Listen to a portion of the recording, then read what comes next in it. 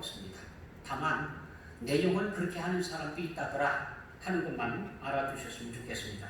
자, 거기 기계적 영감성은 뭐냐 보면은 하나님께서 불러주시는 걸 그대로 기계적으로 받아 적었다라고 떠드는 사람들이에요. 자, 성경이 그렇게 적었다고 느껴지십니까? 하나님께서 토시도 안 틀리게 그냥 쭉 받아 적으라 그래가지고 받아 적었을까요?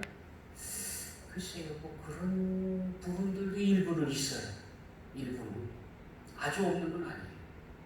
어디 예레미야서에 보면은 예레미야가요, 서기관 바룩에게 받아 적으라고 해서 쭉 이야기를 합니다.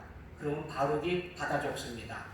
받아 적었는데 그 받아 적은 성경을 왕이 태워버려요. 불태워버려요. 그래서 없어졌죠? 그랬는데 예레미야가 다시 바룩을 불러가고 다시 받아 적으라. 그래서 그 없어진 불태워버린 성경을 다시 적어야 돼요. 와, 놀랍죠? 그렇게 받아 적은 부분도 있어요. 없는 건 아니에요. 바울도 사실 그런 부분들이 많이 있어요.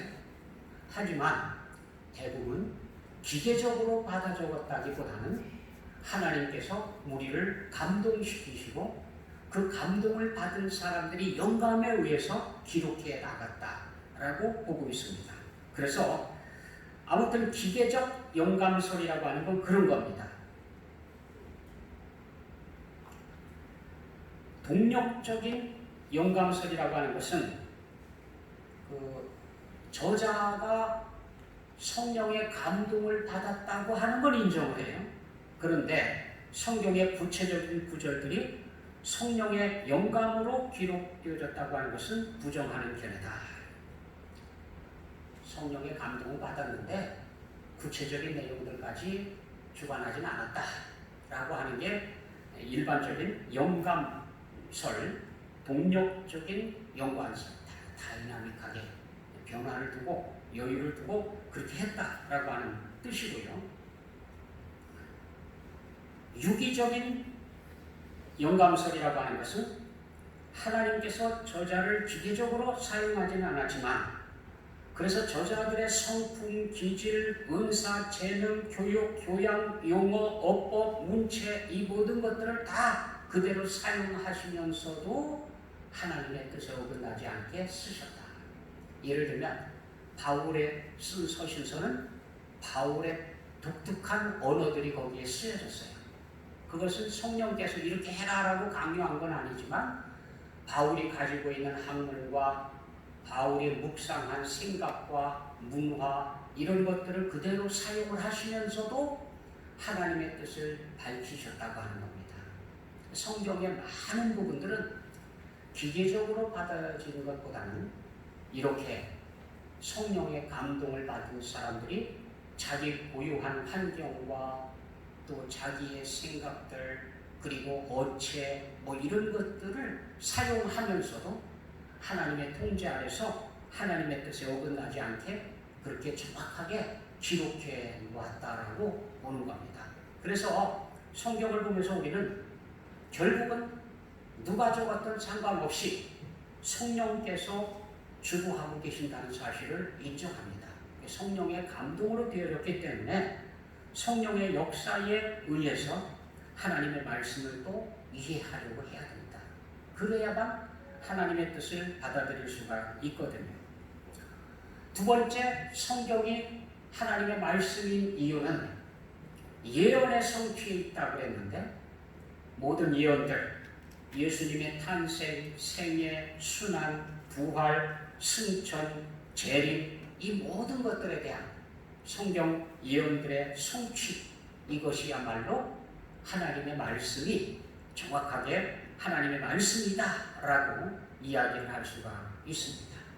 그 증거 중에 몇 가지만 대표적인 몇 가지만 살펴보게 되면 먼저 누구의 자손이냐 예수님을 가르쳐서 누구의 자손이라고 얘기하느냐 이사야서 11장 1절에 보면은 이새의 줄기에서 한 싹이 나며 그 뿌리에서 한 가지가 나서 결실할 것이요 이렇게 되어 있어요. 이새는 바로 다윗의 아버지거든요. 그러니까 다윗의 왕과 다윗의 자손으로 오신다라고 되어져 있는데 누가복음 1장 31절에서 33절에는 보라 네가 잉태하여 아들을 낳으리니 그 이름을 예수라 하라. 그가 큰 자가 되고 지극히 높으신 이의 아들이라 일컬어질 것이요 주 하나님께서 그 조상 다윗의 왕위를 그에게 주시리니. 다윗의 왕위를 가지고 나타나는 후손으로 그렇게 온다고 하는 것을 그렇게 표현을 해놨어요. 태어나신 장소에 대해서도 성경에는 기록되어 있습니다. 미가서에 베들레헴이라 그렇게 나와 있죠. 그런데 누가복음에 보면은 예수님께서 탄생하신 곳이 바로 베들레헴이에요. 동방의 박사들이 찾아왔을 때에 메시아가 어디서 나느냐라고 얘기를 했더니 유대 땅 베들레헴입니다. 딱 나오죠. 왜냐하면 저 미가서 저 비절을 사람들이 외우고 있었다는 얘기예요. 메시아를 기다리는 사람이라고 하면 저 비절을 모르는 사람이 없어요. 다 외우고 있어요. 그러니까 어디에서 태어난다고 되어 있느냐 그랬더니 유대 땅 베들레헴입니다. 다 대답을 하거든요. 그만큼 저 비절을 다 외우고 있었습니다. 그런데 그대로 성취가 됐는데 믿지 못하는 사람들은 아직도 그걸 믿지 못해요. 그 예수님을 가르쳐서 나사렛 예수라고 부르는데 그 나사렛 예수는 바로 나사렛이라고 하는 동네에서 자랐다라고 하는 뜻이지 거기서 태어났다는 뜻이 아니거든요. 그런데 예수님 당시에도 보면은 나다나엘에게 가서 우리가 메시아를 만났다. 그러면서 나사렛 예수가 바로 그분이시다 그랬더니 나다나엘이 딱 에이 나사렛에서 무슨 선한 게 나온다고 그러면서 부정하죠. 그냥 착각하고 있는 거죠. 예수님이 태어나시긴 분명히 베들레헴에서 태어나시는 겁니다. 성경에 기록된 대로 그렇게 됐지요. 그리스도의 길을 예비함에 대해서도 이사야 40장에 나와 있는 말씀이 마태복음 3장에서 성취되어졌다. 짝이죠, 짝. 여기에서는 예언되어졌고 여기에서는 이루어지고. 그래서 구약 성경은 오신 메시아, 신약 성경은 오신 메시아. 그죠? 앞으로 오시는 메시아에 대한 게 구약 성경이라고 하면 오신 메시아에 대한 증거가 신약 성경이에요. 그래서 이렇게 짝이 이루어지는 거예요. 예언과 성취가 이루어지는 겁니다. 고난과 속죄의 죽음에 대한 것도 자세히 기록되어 있습니다. 특별히 고난받는 종의 노래, 이사야서 53장이 바로 고난받는 종의 노래인데 바로 이 고난받는 종의 노래가 이렇게 성취됐다. 그래서 예수님께서 고난받으시는 장면들이 성경에 기록되어진 이유는 구약 성경에 고난받는 종으로 우리를 구원하시기 위해서 오시는 메시아가 바로 이분이시다 라고 증거하기 위해서 그래서 우리에게 말씀을 주신 겁니다. 예루살렘에 입성하는 내용에 대해서도요 자세하게 기록되어져 있습니다. 스가랴서에 기록되어진 말씀이 마태복음에 성취되어집니다.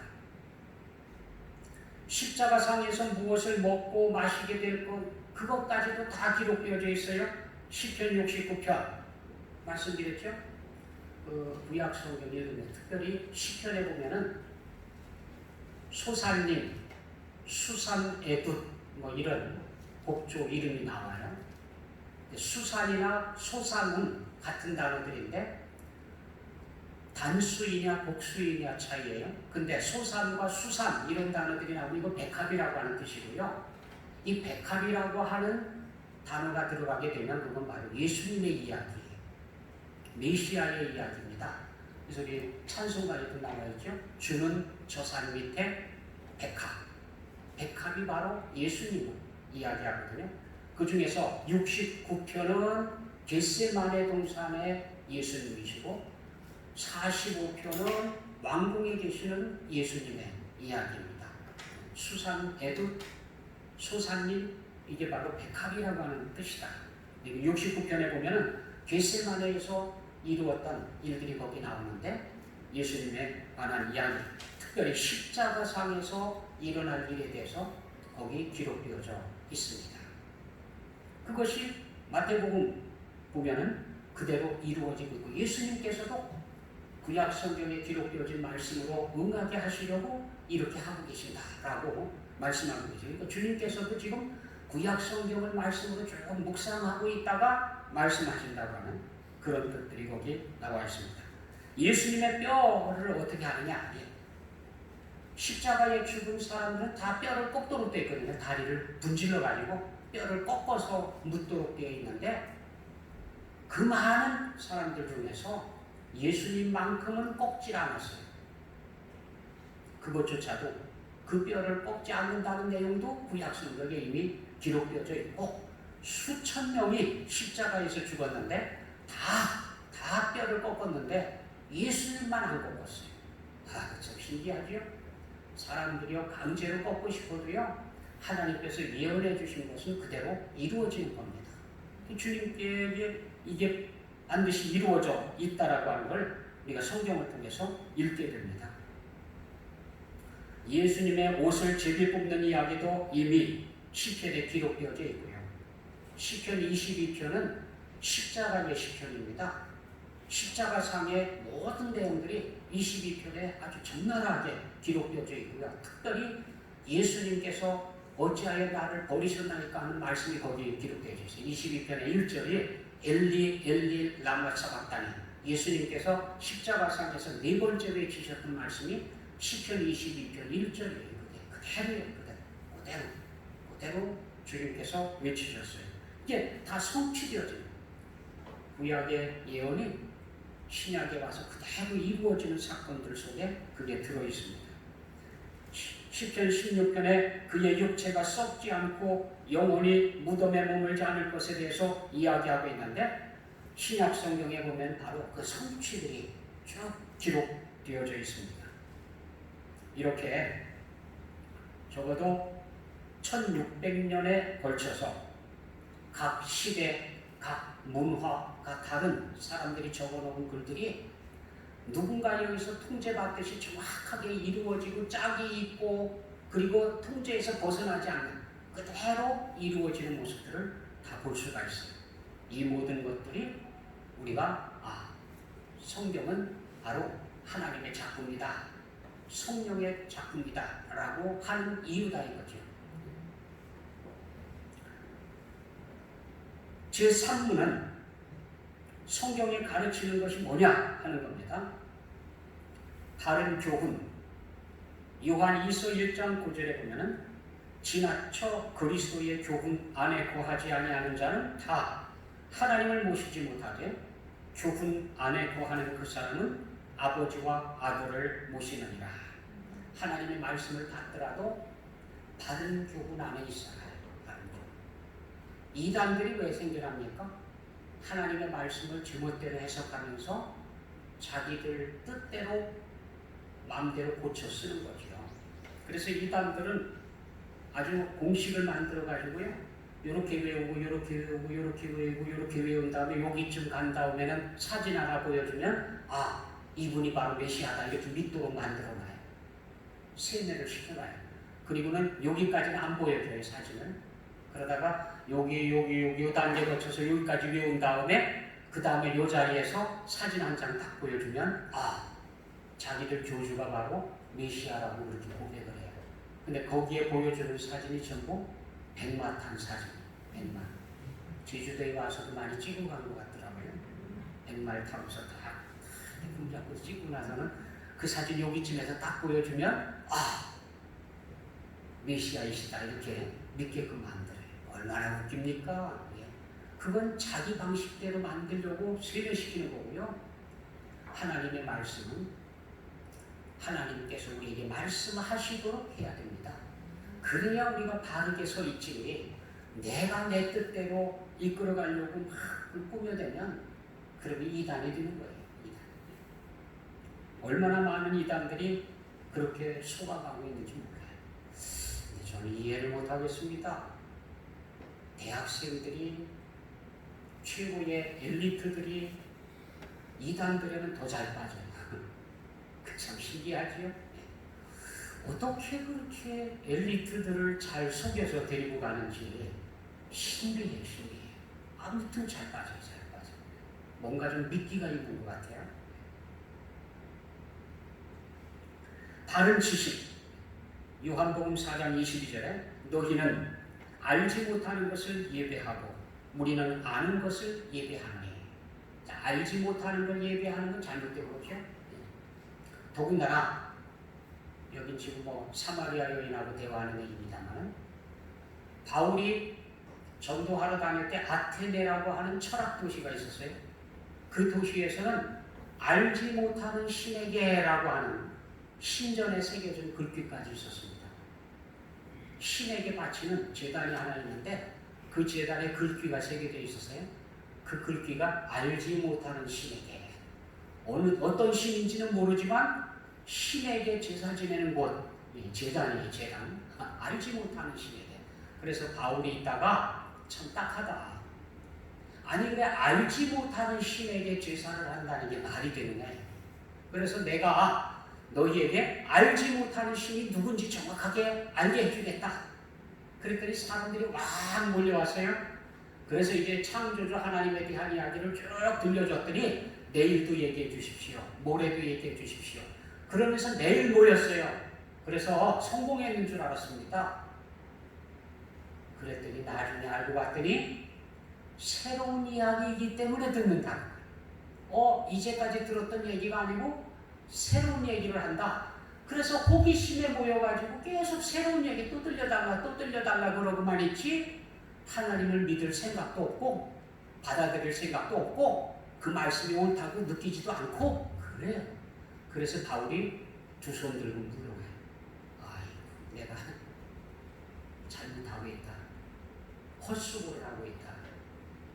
바울이 설교했던 가장 지식적인 설교, 가장 철학적인 설교가 바로 아테네에서의 설교인데, 그런데 실패했어요. 믿는 사람이 없었고요. 괜히 호기심 가지고 논쟁만 벌였지 아무 의미도 없었어요. 그래서 이제 그 다음에 바울이 배운 게 있어요. 그렇다. 내가 내 지식 다 버리겠다. 내가 알고 있는 것 그거 다 내팽개치겠다. 그리고는 예수님과 그의 못 박히신 십자가 그것만 알기로 하겠다. 그러고 나서는 예수님과 주님의 십자가에 대해서만 이야기를 했지 철학적인 이야기들 피했습니다. 그거 할 필요가 없다. 아무 의미가 없더라. 그거거든요. 바른 지식 안에 바른 믿음이 생길 수가 있습니다. 무엇을 믿어야 하느냐? 사마리아인들이 잘못 알고 있는 건 뭐였습니까?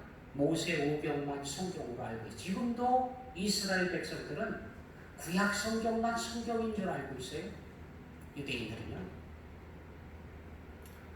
그런데 유대인들이 알고 있는 구약 성경 너머까지 가야 되죠. 신약 성경이 없이는 구약 성경의 진짜 뜻을 몰라요. 그림자거든요. 그림자. 여러분 호수가 한만 맑아도 그림자만 쳐다보고 정확하게 알 수 있습니까? 더군다나 그림자는요 거꾸로 비춰지는 게 많아가지고요 몰라요. 신약 성경을 알고 있어야 구약을 쳐다볼 때 그 의미가 확연하게 드러나고 이게 바로 그 뜻이구나 하는 게 그대로 드러나는 거거든요.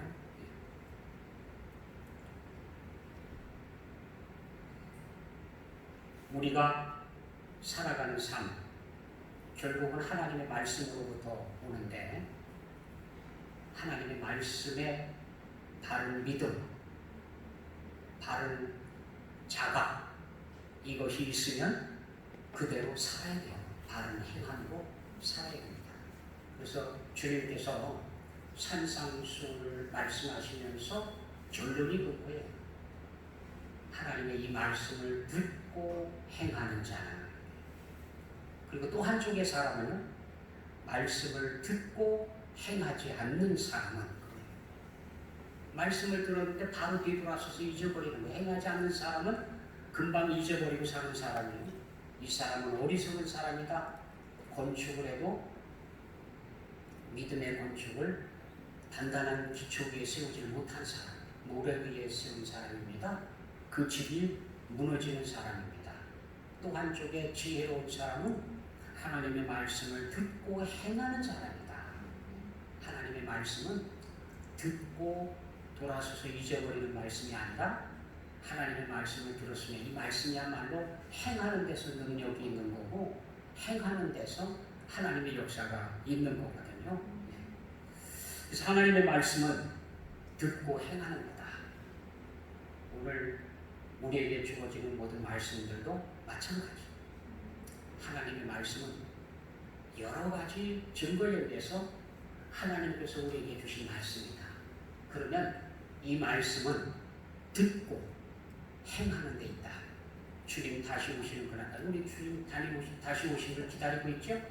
주님 다시 오시는 걸 기다리면서 우리가 해야 할 일이 뭐냐? 하나님의 말씀을 따라가는 일이에요. 그 말씀을 따라 실천하는 겁니다. 그렇게 살아가면서 주님의 다시 오심까지 만나는 여러분이 꼭 되시기를 원합니다. 기도하겠습니다. 사랑의 아버지 하나님, 이 시간에도 주의 말씀 앞에 있게 해주심을 감사드립니다. 바라건과 하나님께서 주신 말씀, 이 생생한 하나님의 말씀을 믿게 해주시고 그 말씀을 행하게 하시며 말씀의 능력 가운데에 살아갈 수 있도록 은혜 베풀어 주옵소서. 예수 그리스도의 이름으로 기도드립니다. 아멘.